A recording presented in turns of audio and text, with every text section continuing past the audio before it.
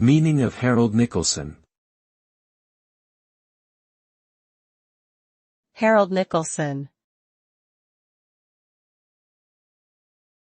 Harold Nicolson. Harold Nicolson. Harold Nicolson.